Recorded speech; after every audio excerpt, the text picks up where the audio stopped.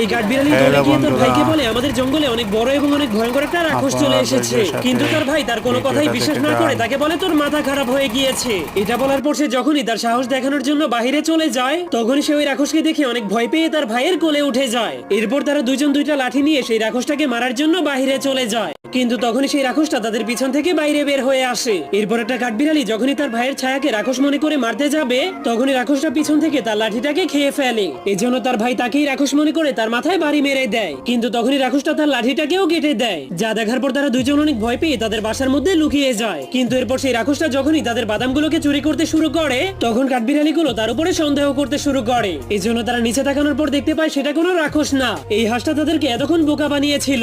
साले को बम से उड़ा दूंगा। যার কারণে তারা দুজন মিলে তাকে উচিত শিক্ষা দেওয়ার জন্য বাদামের জায়গাতে একটা পাথর লাগিয়ে দেয়। এই জন্য পাথরটা হাঁসটার মাথায় পড়লে হাঁসটা মাটির নিচে গেড়ে যায়। এই জন্য কাঠবিড়ালিগুলো জলদি করে নিচে নেমে হাঁসটাকে বাঁচানোর জন্য মাটির নিচ থেকে বের করে